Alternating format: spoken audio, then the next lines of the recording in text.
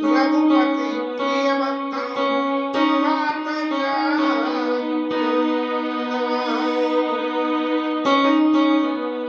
प्रिय भक्तम मात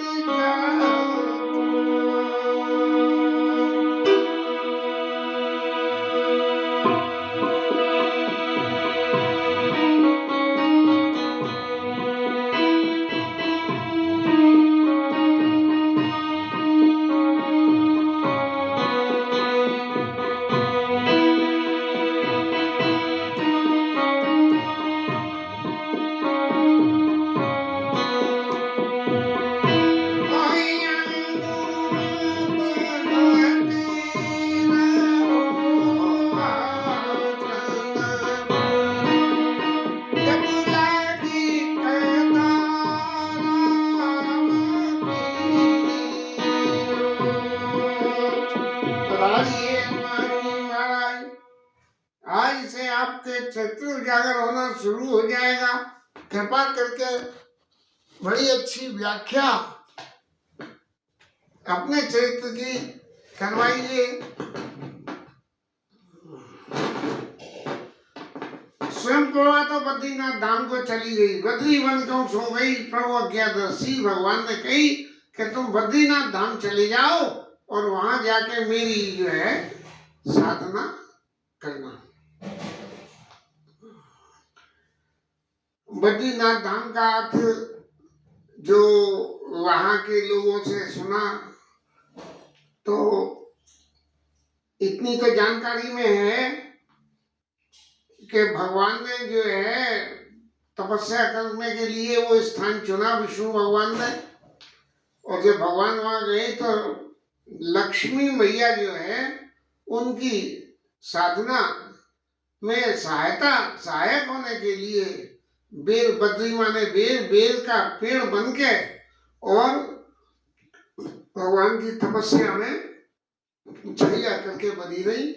वो स्थान कुंड में नीचे अब भी है। हम जब गए थे तो पंडा जी महाराज बोले चलो भगवान के चरण स्पर्श नीचे करा लाए। वो तप्त कुंड है और लेकिन उस तप्त कुंड में जाने से हमारी तो छूछू मंतर हो गई।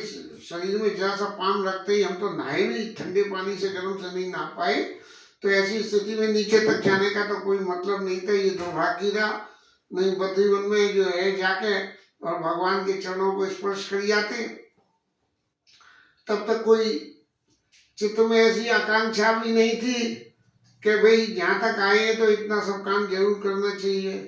लेकिन एक बात सुनने को और मिली कि बद्रीनाथ धाम में देह दान हो जाता है और कोई व्यक्ति यदि अपनी देह को दान करना चाहे, भगवान बद्रीनाथ के चरणों में समर्पण कर जाए कि महाराज मैं अपने देह को आपके चरणों में समर्पण करता हूँ, तो उसकी सदगति हो जाती है। इसलिए राम जी महाराज ने कही कि स्वयं प्रभा तुम अब बद्रीनाथ धाम को जाओ और वहीं आके भगवान के चरणों में अपने शरीर को समर्पण करना।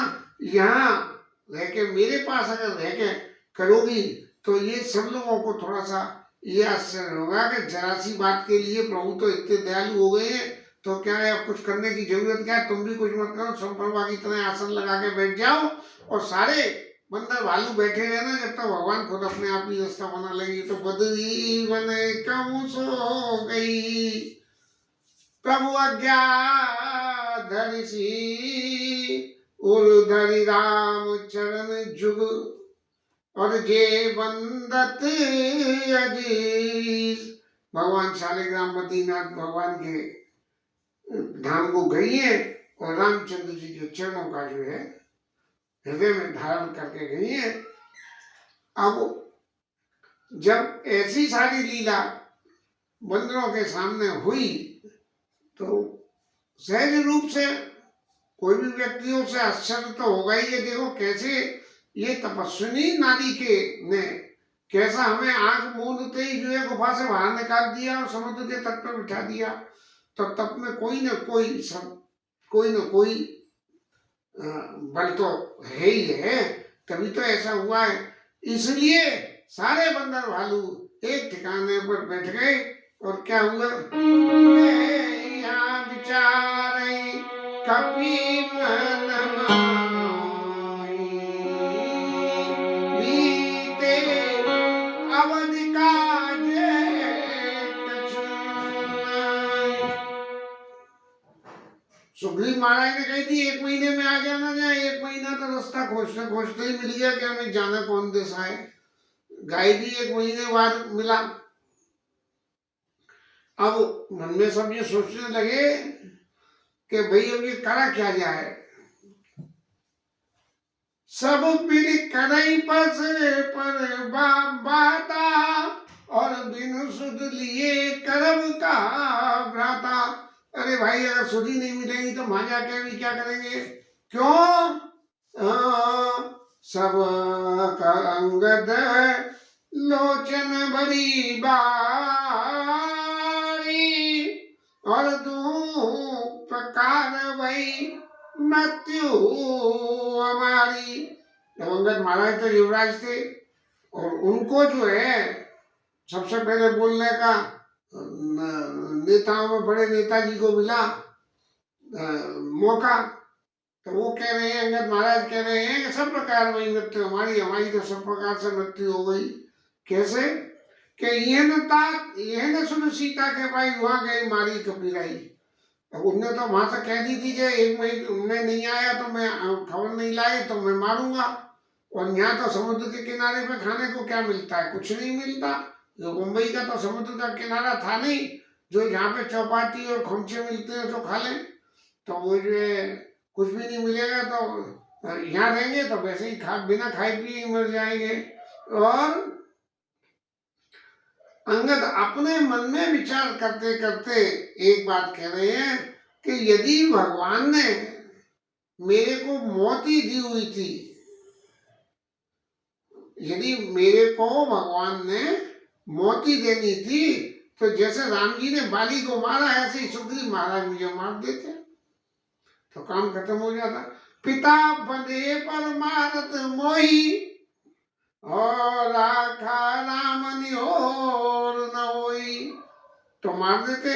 लेकिन एक बात ये विचारने लायक है कि भगवान राम ने मेरे को रख लिया, क्योंकि बाली ने तो ये तने मम सम विनय बल कल्याण प्रभु पद प्रभु लीजिए, गई वाह सुंदर नार आपन दास अंगद कीजिए। तो राम जी ने मुझे अपना दास बना लिया, तो इसलिए सुग्रीव का तो कोई बस चला नहीं। तो यदि मैं इस काम को न भी करके यहाँ से जाऊं, सुग्रीव ने कहिए कि मास दिवस क्या मास दिवस आपने जो ही मोरे करता के वध होई, मेरे हाथ से उसका वध हो जाएगा। तो जो वध करने वाले हैं कौन? मैं तो ये राम जी के पास सौंप के गया हूँ, राम जी का भगत हूँ। इस तरह से और अंगद क्योंकि ये युवराज थे और गैंग के लीडर थे बंदरों के, तो सबसे ज्यादा विचार करने का, नीति निर्धारण करने का इनका ही काम था। तो इसलिए पुनः पुनः अंगद कह सब पाई, और मरण भयो कछु संशय नहीं। ये बात तो तय कि अब हम लोग मरे बिना नहीं बच सकते हैं। लेकिन प्रभु की बातों को प्रभु की बातों को ध्यान करके कि प्रभु के गुणों की चर्चाओं को, जो अब तक प्रभु ने लीला करी है, उन सारी चर्चाओं को, उन सब बातों को ध्यान करते करते एक चित्त में संकल्प पैदा हो गया।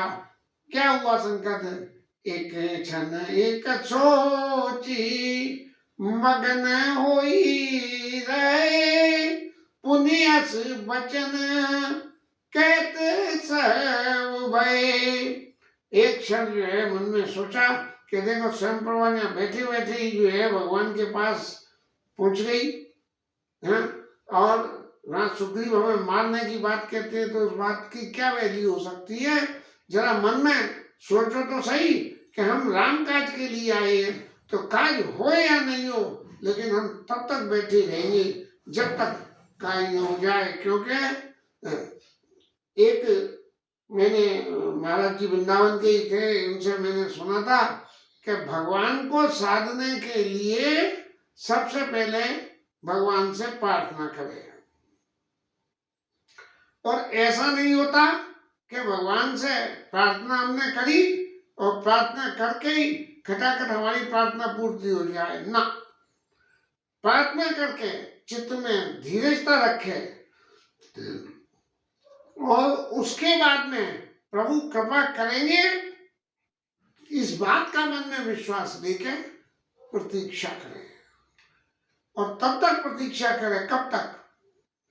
कि जब तक पहले प्रार्थना फिर प्रतीक्षा, यदि इन दो बातों को पूरी कर ली तो तीसरी बात प्रसाद अपने आप ही मिल जाएगा।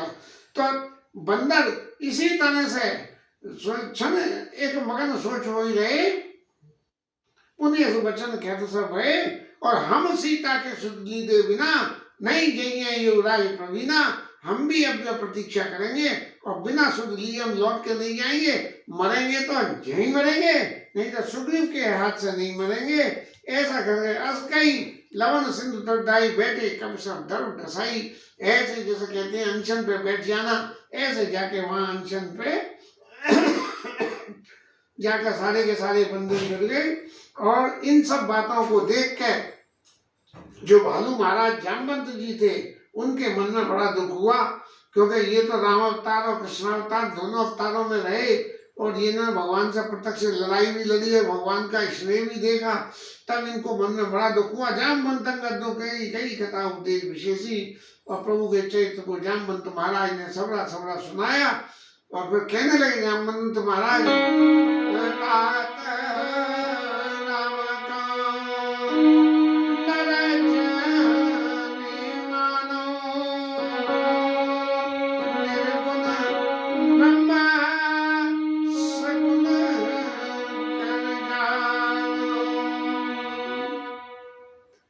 देखो भैया, मैंने इतनी जिंदगी में जो कुछ भी देखा है वो मेरे मत के हिसाब से जो निर्गुण ब्रह्म है, ब्रह्म जिसका निर्गुण स्वरूप है, वो सगुण स्वरूप होके राम अवतार में हमारे पास आए और आए, हम पे कृपा करी और दर्शन दी।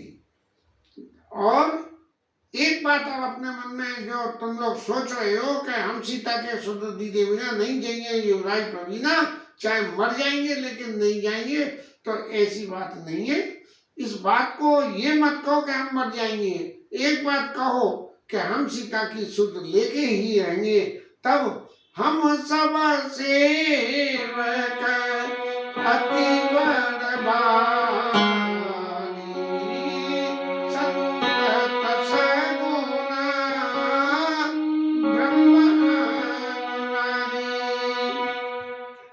हम बड़े प्रभागी हैं कि जिस निर्गुण ब्रह्म ने सगुण स्वरूप लिया है, वो सगुण स्वरूप भगवान की सेवा के लिए हम लोग यहाँ आए। और निज इच्छा अवतरई प्रभु, अपनी इच्छा से ही भगवान अवतार लेते हैं। सुरमई को द्विजला सगुण उपासक संग तब राय मोक्ष सुख त्याग। भगवान अपनी इच्छा से लीला शरीर ग्रहण करते हैं, और जब भगवान ऐसा करते हैं तब क्या होता है कि जो भगवान के जो सगुण उपासक हैं, भगवान के जितने सगुण उपासक हैं, वो भगवान से कभी भी मोक्ष सुख की प्राप्ति नहीं करते हैं। मोक्ष सुख की परिभाषा जो मैंने सुनी है, मोक्ष सुख एक ऐसे पुण्यों का समूह होता है जिसकी वजह से हमको भगवत चरणों में प्रेम मिलता है और भगवत साधन करने का, भगवत साधना करने का अवसर मिलता है। फिर धीरे धीरे क्या होता है, जब उस अवसर का हम उपभोग करते करते यदि कोई ऐसा जीवन का उपक्रम बदल लें, तब तो मोक्ष सुख के बाद में भगवान के चरणों की भक्ति मिल जाती है। और नहीं तो मोक्ष सुख का जो पुण्य पूरा हुआ तो फिर वापस उसी योनि चक्र में घूमना शुरू हो जाता है। तो हम सब सेवक संतत सगुण ब्रह्म अनुरागी निरीक्षा प्रभुतरी सुरमई गोदरी लाग और सगुन उपासक सगुन उपासक संग तब रही मोक्ष सुख त्याग। मोक्ष की स्थिति में जो सुख मिलता है उस सुख को छोड़ के भगवान के चरणों की सेवा करने के लिए भगवान के संग आ जाते हैं। बोले कि मोक्ष सुख का अंतिम मोक्ष सुख का अंतिम पड़ाव तो भगवान के चरणों की प्रीति है। और जब भगवान खुद में यहाँ है तो उनके चरणों की प्रीति हम यहीं से ही क्यों न करें। ऐसा इतनी भारी सत्संग की बातें जब ये मंदिर में हो रही थी तब तक एक महाराज संपाति, जटायु महाराज तो मर गए और इनके भाई थे संपाति। ये संपाति महाराज ने जो है वो कथा सुनी कि ये तो बड़ी बड़ी राम कथाएं हो रही हैं, यहाँ तो इतने सारे बंदर और ऐसे ऐसे सत्संग की बातें सुनाई पड़ रही हैं। तो उन्होंने लगा कि सत्संग तो गया तेल लगाने, मैं तो इतना बूढ़ा हो गया हूँ कि मेरे को तो कुछ होता नहीं है और भूख के मारे मर जा रहा हूँ, तो आज तो मैं इन सारे बंदरों को खा जाऊँ। और संपाति महाराज बाहर निकल आए और निकल के आके बंदरों के सामने कहने लगे कि मैं तो सबको खा जाऊंगा। जे सुन के सब तो बंदर तो छोटे से और संपाति महाराज इतने बड़े, वो भी उनकी इतनी लंबी चोंच, ऐसे बड़े बड़े पंख, रावण जैसे को जटायु महाराज लड़के लड़ लिए अच्छी तरह से रावण जैसे बदी को। तो ये बेचारे बंदर किस कीमत में थे। ऐसा करके बंदरों को सबको डर लग आया। लेकिन तभी जो प्रत्युत्पन्न मति महाराज जो है जीवन में इस संसार की प्रवृत्ति में तीन तरह के लोग होते हैं। एक लोग तो वो होते हैं जो विपत्ति आने से पहले ही विपत्ति से बचने का इंतजाम कर लेते हैं। एक लोग वो होते हैं कि विपत्ति आई और तुरंत इंतजाम कर लिया। और एक तीसरे वो लोग होते हैं बोले जो होना है वो तो होना है, मुंह पे कछू ना होए, जो होना है उसे कौन ने रोक लिया तो वो होके रहेगा। एक कथा फिर याद आती है, हाई स्कूल में संस्कृत की किताब में था, संस्कृत शब्दों में तो इतना याद नहीं है, लेकिन उसका हिंदी भावार्थ तो हृदय में ऐसे धारण हो गया है। किसी एक तालाब में तीन मछलियां रहती थी, उनमें एक का नाम अनागत विधाता, दूसरे का नाम प्रत्युत्पन्न मति और तीसरे का नाम यद भविष्य। शायद उस पाठ का टाइटल था यद भविष्य विनश्यति, कि जो होगा सो देखा जाएगा, जैसा होगा सब करेंगे वैसा ही हमारे संग भी होगा, तो हम काहे को कुछ करें, यद भविष्य विनश्यति। तब एक दिन पता लगी कि इस तालाब में जाल डाल के मछलियां पकड़ी जाएंगी। तो जो अनागत विधाता नाम की मछली थी वो उस तालाब को छोड़ के दूसरे में चली गई, कैसे भी साधन से गई। और प्रत्युत्पन्न मति वाली मछली ने क्या करा कि वो जिस वक्त जाल डला और जाल में पकड़ में आ गई, और पकड़ में आके जैसे ही जाल उन्होंने ऊपर रख के खोलना चाहा कि अब तो मछलियां मर गई, लेकिन वो जिंदा बची हुई थी, तो उसने यह छटाक से लंबी छलांग लगा के तालाब के गहरे पानी में चली गई। क्यों कि इसका जाल तो भर गया मछलियों से और जैसे लेके चला जाएगा तो ये मर गई। लेकिन जो यद भविष्य थी कि जो कुछ होगा सो देखा जाएगा, वो तो वही है, राजा करे ना जोगी और राम करे सो होगी, तो वो जो है उसे पकड़ के ले गए। तो अंगद महाराज का जो चरित्र यहाँ दिखाया गया, या अंगद महाराज का चरित्र अंगद रावण संवाद में दिखाया गया, ये चरित्र जो है प्रत्युत्पन्न मति के वक्त पे जैसी परिस्थिति हो उसके हिसाब से अपनी मति को पलट लेना। लेकिन इसका अर्थ प्रत्युत्पन्न मति का ये बिल्कुल भी नहीं है जो आजकल राजनीति में होता है कि जिधर देखा उधर ही धक्का लगा, उधर ही चल दिए, जो गाड़ी आगे चली उसी में बैठ गए, और फिर देखा कि जो गाड़ी पीछे रह गई, पीछे वाली आगे आ गई तो आके उस गाड़ी में बैठ गई। तो ये जो प्रत्युत्पन्न मति है, इन सब का नाम है अंगद महाराज। अंगद महाराज ने कही कि भाई अब ये जटायु है तो सही, किसी से अगर बचना हो तो उसके मक्खन लगाना चाहिए। तब उन्होंने जोर जोर से बोलना शुरू कर दिया। क्या कहा?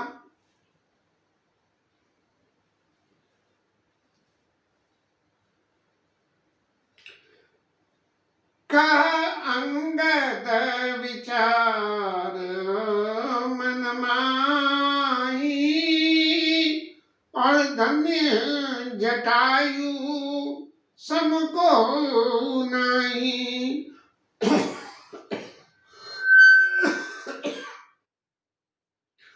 अंगद ने अपने मन में विचार करा कि भाई ये गीध है, तो उसे गीध को एक गीध की कथा सुनाओ, जो भगवान राम के काज के लिए अपने देह का जिसने परित्याग कर दिया, ऐसे गीध महाराज की कथा इन गीध महाराज को सुनाओ, शायद हो सके कि हम पे दया कर दें।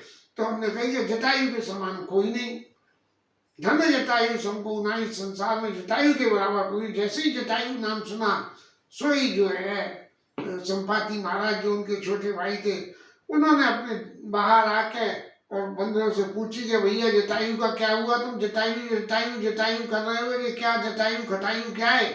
तब उन्होंने बताई कि ऐसे ऐसे जो है सीता जी का अपहरण हुआ, जटायु रावण से लड़ मरा, और लड़ मर के रावण ने उसके पंख काट दिए, और भगवान ने उसको सुदृति दे के अपने धाम को भेज दिया, इसलिए उसके बराबर। और देखो एक तुम तो वो है जो बूढ़े हो गए इस तरह से पड़े हुए हो गए, अब भी खाने को मिल जाए ये इंतजाम कर रहे हो।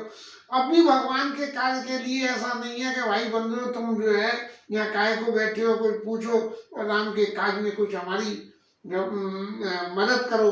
तो ऐसा सुन के संपाति ने बंधुओं से कहा कि भाई तुम जो बात कह रहे हो वो बात तो सही है, अब तुम अपने मन में डरो बिल्कुल नहीं, और मैं जो है तुम्हें नहीं खाऊंगा, लेकिन मेरे को एक काम करो के मोहिले जाओ सिंधु तट, और देव तिलांजलि ताय, बचन सहाय करब में पैयऊ को जाऊ जाई।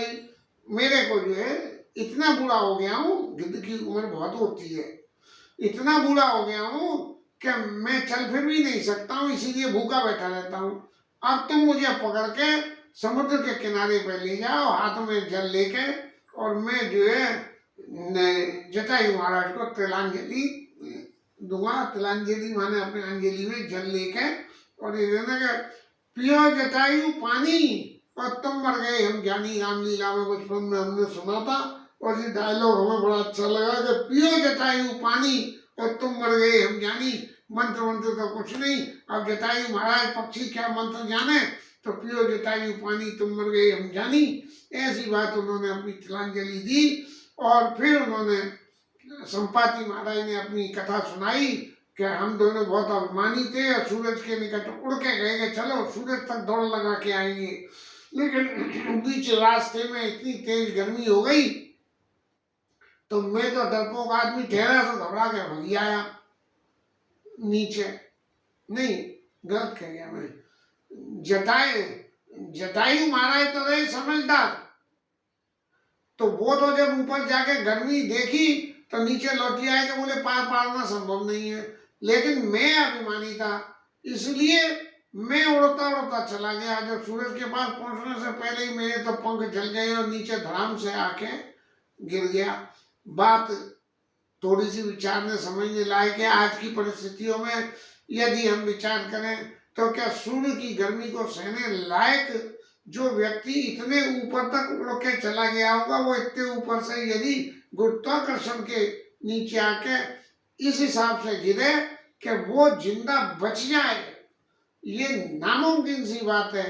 लेकिन भगवान राम के काम के लिए उसको जिंदा बचना था, इसीलिए प्रभु की कृपा से वो पृथ्वी पे गिरा, चाहे अशक्त हो गया, चाहे उसके जो है पंख जल गए, लेकिन फिर भी वो जिंदा बना रहा। और उसने कही कि देखो बंदरों, बचन सहाय कर्म में पैयो खोजो जाई, तुम सीता जी की खोज को घबरा के बंद मत करना। क्यों कि मैं तुम्हें और तो कोई सहायता नहीं कर सकूंगा, लेकिन अपने वचनों से तुम्हारी सहायता, मैं तुम्हें रास्ता बता सकता हूँ। कैसे? इस तरह से देखो, त्रिकुट पर्वत के ऊपर एक लंका नाम का राज्य है, और उसका राजा रावण है। और उसमें एक अशोक वाटिका है, और उस अशोक वाटिका में अशोक के पेड़ के नीचे सीता मैया बैठी भगवान राम के स्वरूप का ध्यान करके राम राम राम राम राम राम का जाप कर रही है सीता मैया। और मैं देखा हूं तुम नहीं, मैं उन्हें यहां से बैठे बैठे अभी मुझे दिख रहा है, लेकिन तुम नहीं देख सकते हो। भले ही बंदर के पास दूरदृष्टि होती है, लेकिन फिर भी तुम नहीं देख सकते हो। इसलिए मैं देखूं तुम नाई, गीदई दृश्य अपार, बूढ़ वयत भयउ नत करतु कछुक सहाय तुम्हार। मैं बूढ़ा हो गया हूँ, मैं उड़ नहीं सकता हूँ क्योंकि मेरे पंख चल गए। नहीं, एक आध बंदर को तो मैं अपनी पीठ पे बिठा के और सीता जी के पास ले जाके छोड़ था, और फिर वहां से सीता जी की खबर लेके वापस भी यहाँ ले आता। लेकिन मैं करूं क्या?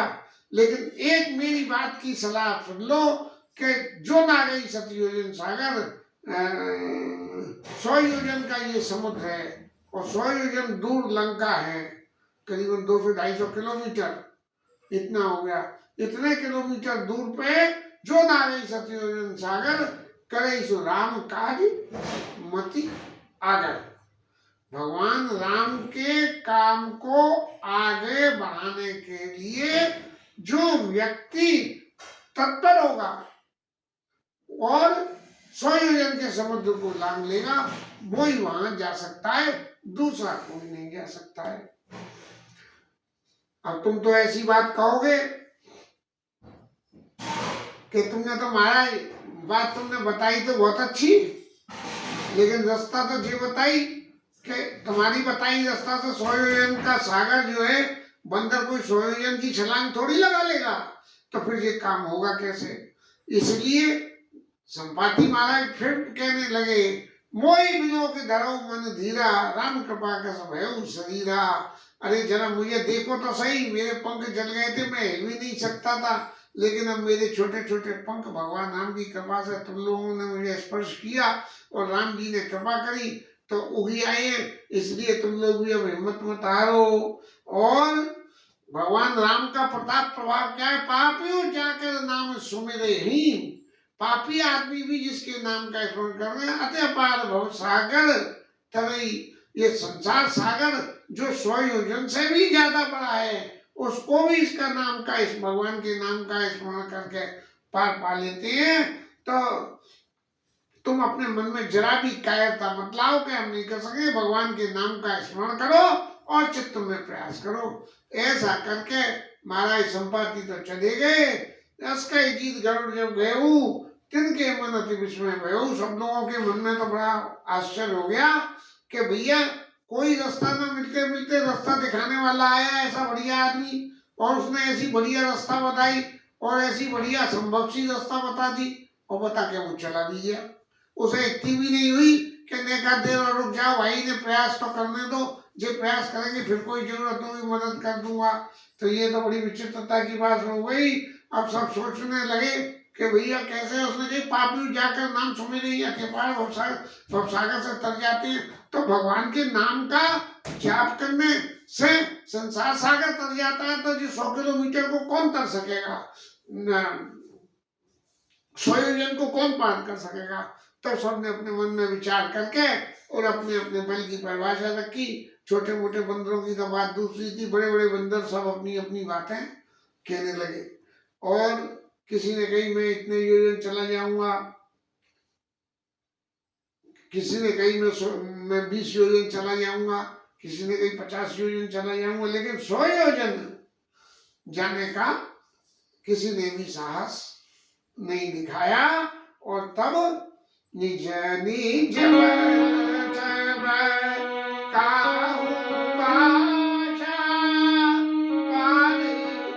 जाई कर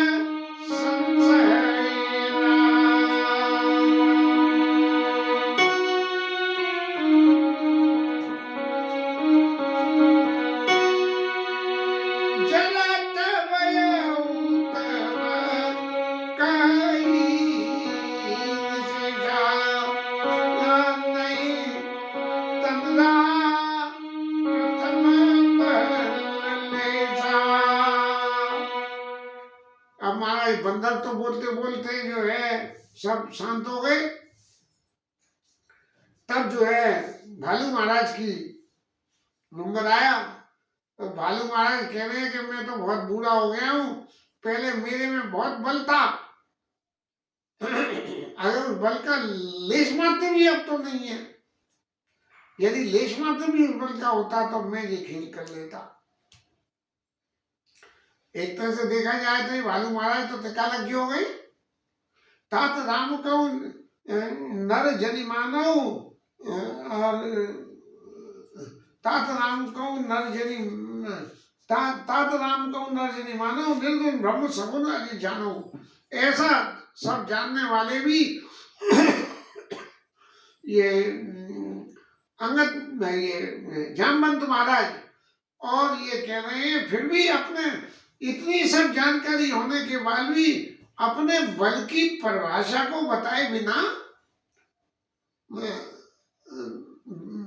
एक्सप्लेन करे बिना नहीं रह पा रहे हैं। और इन्होंने फिर कहा बले बहादुर प्रभु बाड़े हूँ। देखो ये राम जी महाराज है ना, इनको मैं आज से ही थोड़ी जानता हूँ। ये इनका जब जो है बलि के यज्ञ में जाने के लिए 52 अवतार हुआ था, तब भी मैं जानता था, मैं उस काल में भी था और मैंने प्रभु के दर्शन भी करे थे। तब प्रभु ने बलि को बांधने के लिए जो इतना लंबा चौड़ा अपना शरीर फैलाया था, तब मैंने भगवान के उस फैले हुए शरीर को देखे, वह घड़ी में दीनी साथ प्रदक्ष बल बहादुर प्रभु बाड़े सो तनु भरन की जाई, तीनों लोग पृथ्वी आकाश सबको नाप लिया। तो इतने बड़े स्थान को जिसने नाप लिया, उसका शरीर कितना बड़ा होगा। और वह घड़ी में दीनी साथ प्रदक्षिण जाई, 2 घड़ी में, 2 घड़ी माने 2 सेकंड, 2 मिनट या 2 घंटे, इसमें मैंने जो है वो भगवान की 7 परिक्रमाएं मार दी। इतना बल था भैया। जब इतना बल था और भगवान को इस तरह से जामवंत जानते थे, तो जामवंत महाराज ने भगवान के इस कार्य में मदद करने के लिए, पहल करने को क्यों राजी नहीं हुए।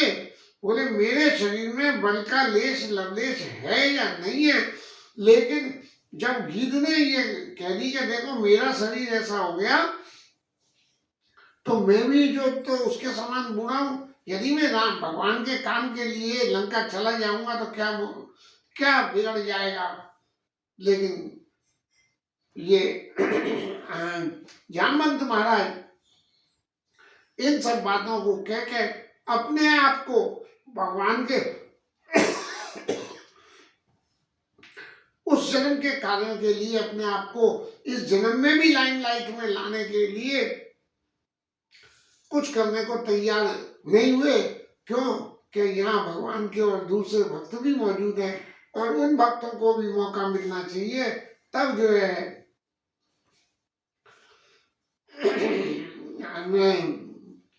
तब जामवंत महाराज ने हनुमान जी महाराज को पुशअप किया कि कई पति सुन हनुमान,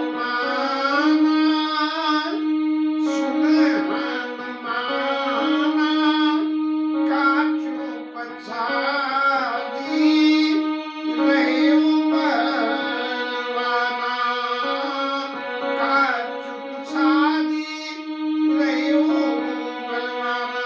अरे बलवान हनुमान जी महाराज आप चुप कैसे हो। हनुमान जी में बहुत बल था, बचपन में बहुत कुछ करते थे, उनका प्रताप प्रभाव तो महाबली हनुमान में लोगों ने टीवी सीरियल में देखा ही था। हमने भी थोड़ा थोड़ा देखा था, लेकिन हमें तो बचपन से मालूम है कि ये जो है हनुमान जी का जो बाल स्वरूप था वो अत्यंत चंचल और बहुत कुछ था। बड़ी बड़ी क्रियाकलाप, चंद्रमा को मुंह में अपने बंद कर, सूरज को मुंह में बंद कर लिया, बाल समय में बख्श लियो, तब तीनों लोग भयो निहारो, ताई की तास वही जग सुनो, ये संकट काऊ के जात में तारो। तब जो है बड़ी हनुमान जी की प्रार्थना करी गई। जब उन्होंने सूर्य महाराज को अपने मुंह में से छोड़ा, इतने बलवान थे। जब ऐसी सारी स्थितियों को देखा गया तो हनुमान जी को एक शाप या वरदान दे दिया गया कि महाराज अब तुम जो अपने मन से कुछ करना चाहोगे वो कुछ नहीं कर पाओगे, तुम्हें अपने बल का ध्यान ही नहीं देगा। तुम्हें जैसे ही बल का ध्यान आता है वैसे ही तो कुछ न कुछ उद्यम कर लेते हो, तो इसलिए बल का ध्यान नहीं देगा।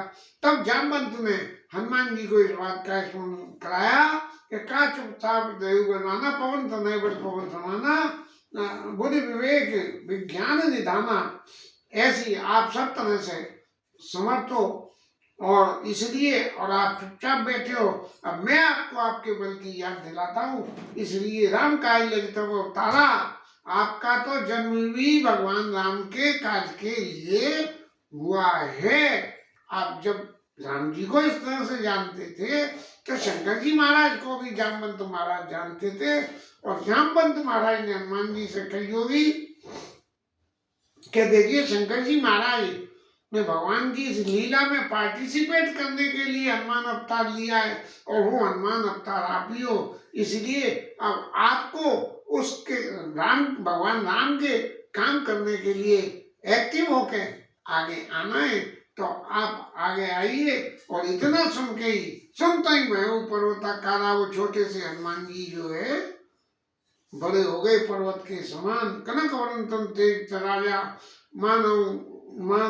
मानव अपर गिरिन के राजा। सारे पर्वतों में जितने भी बड़े से बड़े थे वहां उन सबसे भी बड़े हो गए हनुमान जी। और सिंहनाद कर वही बारह मारा, इतनी जोर से आवाज करी, और लीले ही नागों जलने दिखा रहा, इतनी जोर से बोले कि मैं आवाज उड़ के एक पैर इधर और दूसरा पैर सीधा लंका में,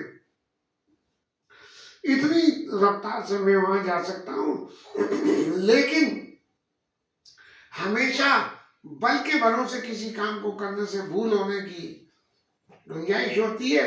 इसलिए जब जामवंत ने उनको ये याद दिलाई तो उन्होंने जामवंत से ही कहा, इतना पूछो तो ही उचित सिखावन दीजिए, वही मेरे को सिखावन दो जामवंत महाराज के मुझे क्या करना चाहिए। तब जामवंत महाराज ने कही, हनुमान जी महाराज आप लंका में जाइए, सीता मैया का दर्शन करिए, उनको राम जी की खबर दीजिए, उनका दिया हुआ संदेश लेकर और यहाँ वापस आइए। जब आप इतना काम कर रहे तब निज भुजबल राजीव नैना कौतुक लागे संग कपि सेना, कपि की सेना को लेकर भगवान राम कपि सेना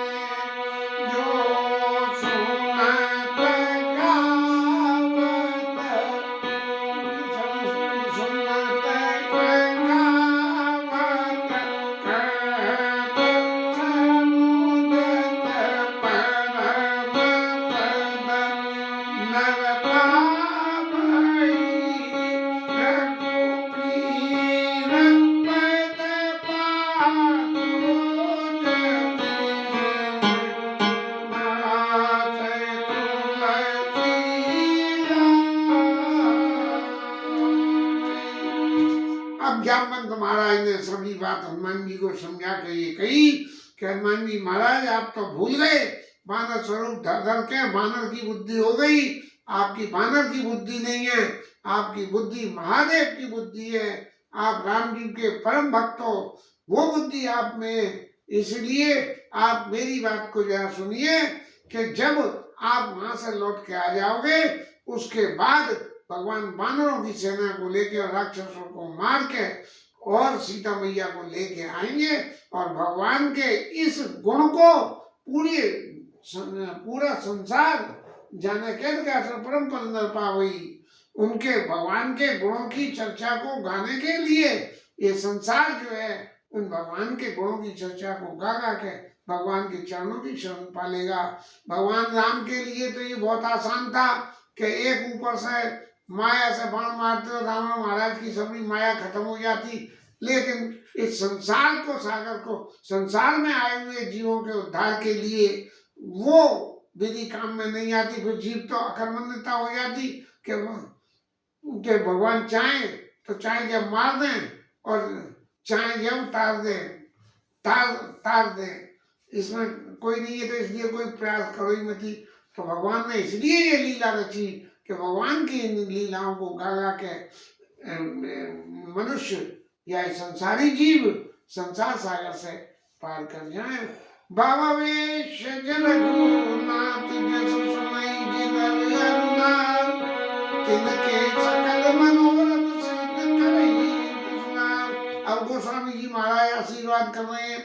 ये हनुमान जी का जो चरित्र हुआ, राम जी का ये चरित्र हुआ, इनको जो भव्य श्री जगन्नाथ संसार के कष्टों को मिटाने के लिए दवा के समान है। सुनई जे नर नार, चाहे स्त्री हो चाहे पुरुष हो, कोई भी हो, और उनके सारे मनोरथों की सिद्धि जो है शंकर भगवान उनके सारे मनोरथों की सिद्धि करने। नील और पल तन श्याम काम कोट शोभा अधिक, सुनियता